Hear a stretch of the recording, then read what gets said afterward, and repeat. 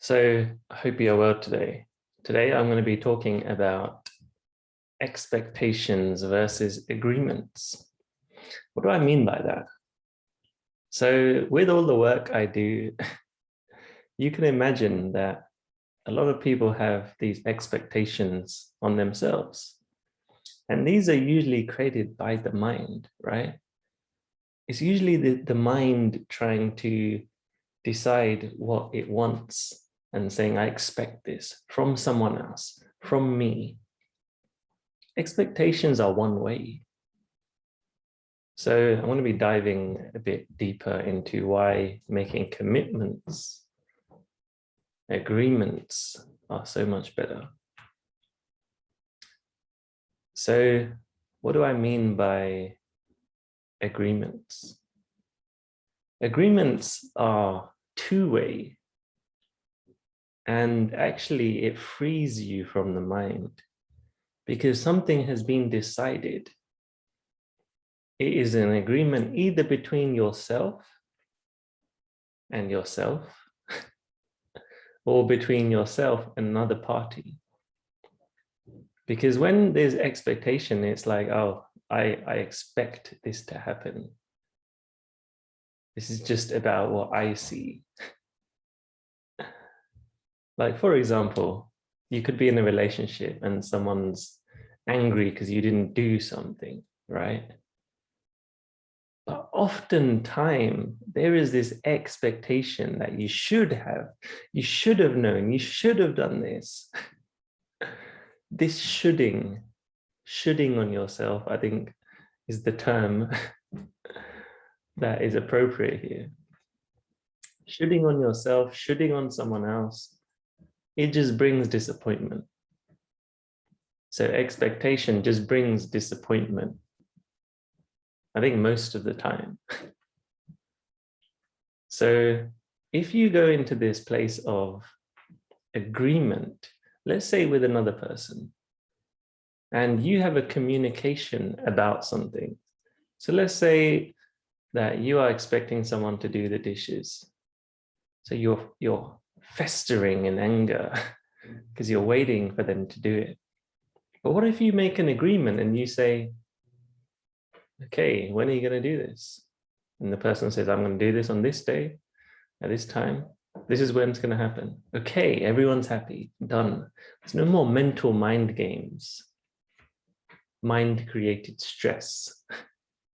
And it works the same way with yourself.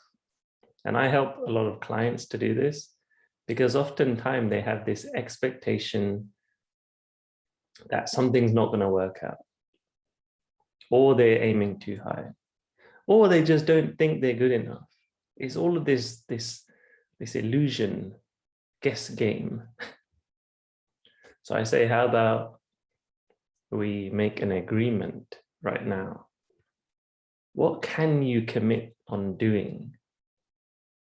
So me and them have an agreement, which is really them agreeing to themselves, them making an agreement with themselves. I'm just there to support the process. So what can you do? What can you get done? And then we decide on an agreement. Okay, I can get this level of tasks done this week, and I'm going to do it.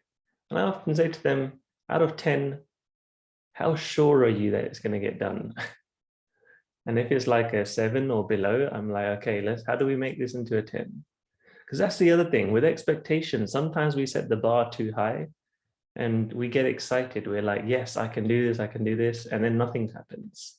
Or there's too much going on.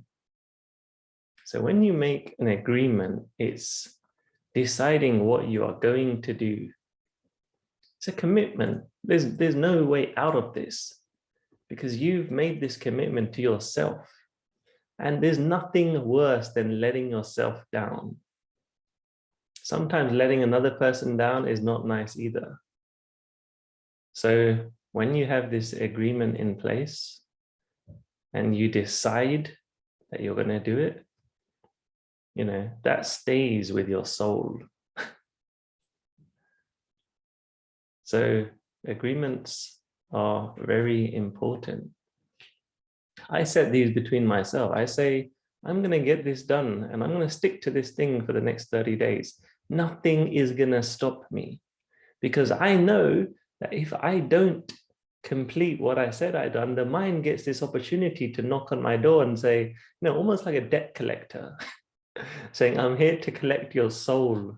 I'm here to take away your belief in life. I'm here to make you feel bad, basically. I don't want that guy knocking on my door. I'm not giving him anything. And sometimes I use the term, there's this term monkey mind, right? The monkey mind, which is rattling around your brain. I sometimes use this term. I'm not giving him any bananas. There's no way I'm going to give in because I know how painful that is. I was challenged with anxiety and judging myself for too many years, not getting anything done. So I refuse now to let that happen. Because the other thing is, I know that this is a mind which creates these expectations and plays games with me. So the way you get out of that is to make agreements, decide on simple steps. Just decide something. Just say, I'm going to do this, and that's the end of it. How big or how small? When it's a world of expectation, there's no measure. There's nothing that's really been decided, nothing that is clear, right? It's like this mental game. And that's why it becomes challenging between two parties, because it's a mental game. Expecting something, or somebody's expecting something from me. How do you know until you've really had that conversation as two adults? And that's another point, actually, which is important here. When it's this game of expectation, it's a very immature way of having communications or relationships, because it's one-sided, firstly. And there's nothing, there's no mature conversation that's been had there. When you are playing in this world of agreements, it's not really a contract. It's nothing that has to be so serious. It's just laying out on the table, letting out what you feel, because in the end, these challenges come in the mind when there is these fears and there's these beliefs that, okay, I'm going to get hurt or offended. So let's clear all of that out. And let's just put everything down on the table. Agree something with yourself. I'm going to do this. Make it simple if you have to. As long as you are making progress, you're doing something, great. And this is how change really happens. This is how the work I'm doing really works effectively. Because there's none of this pie in the sky stuff.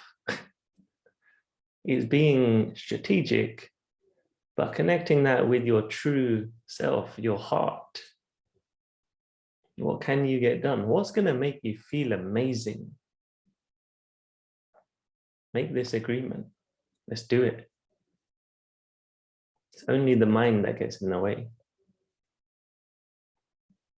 So look at your life. Which expectations do you have on people, on yourself, judgments on yourself?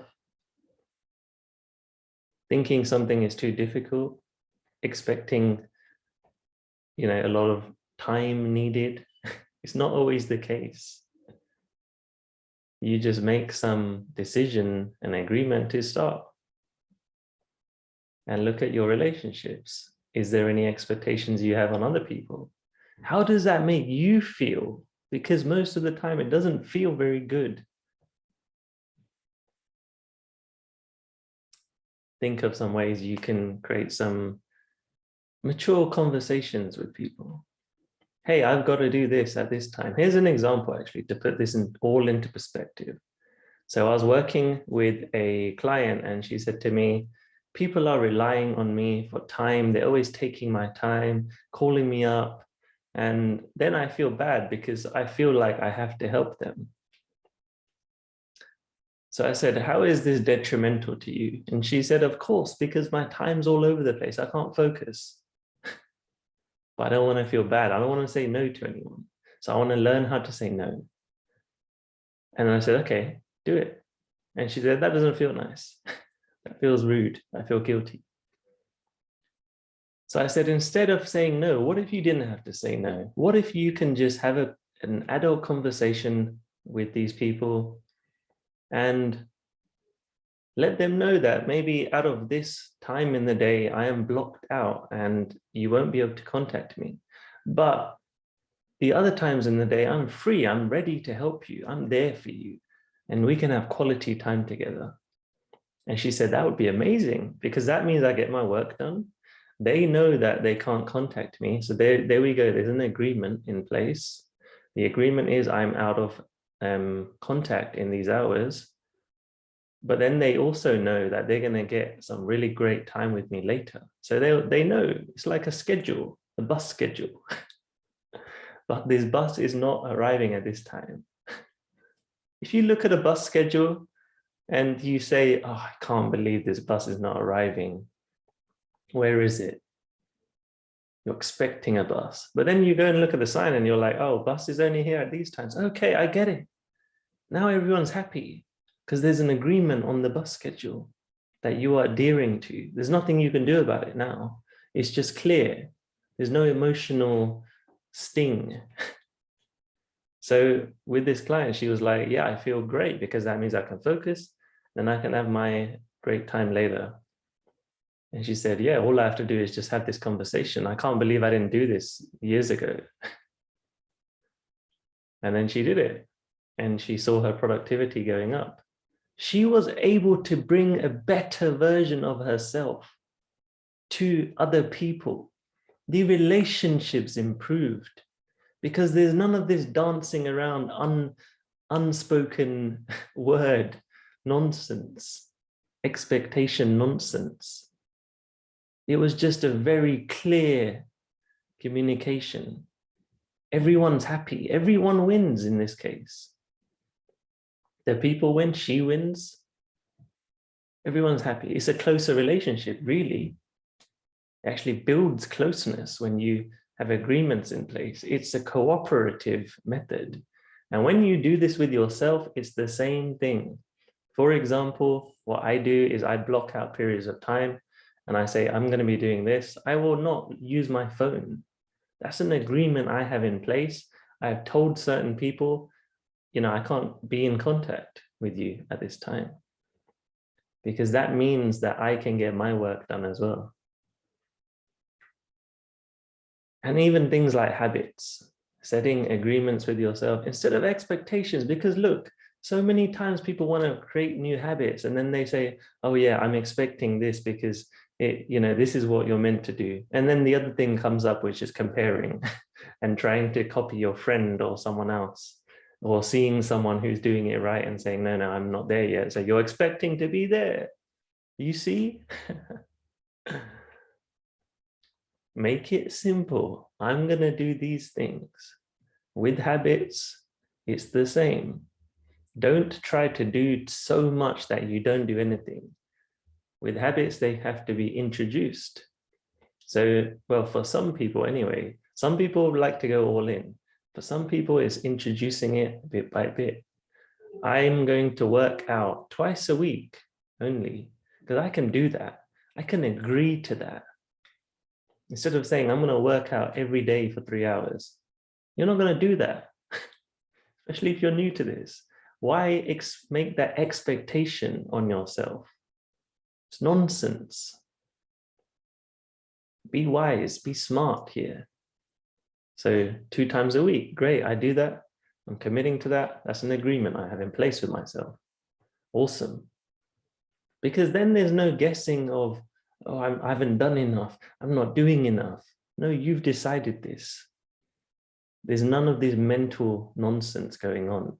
It's just, you get it done now. And then maybe you can change your agreement. You say, okay, now I'm ready to work out 3 times a week.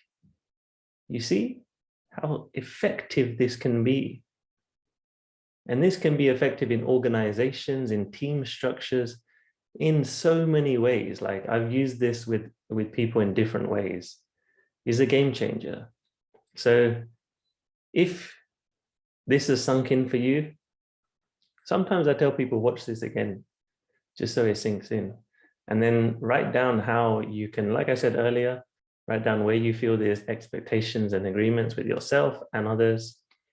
What can you do to simplify this, to create a more productive you, really? Because slowing down, simplifying all of this is going to create massive results. It really will. So yeah, I want to hear what was most useful for you in this video. Drop me a message and maybe I can send you a guideline about how to do this, how to implement this, because this is unique for everyone and their situations, right? Everyone has different lives and commitments and different stages they are in life. So yeah, drop me a message and I'll send you something that can help you with this. But for now, just remember those two words. Expectation, no fun for anyone. And agreement, which is just clarity and peace, really. All right. Let me know how this goes.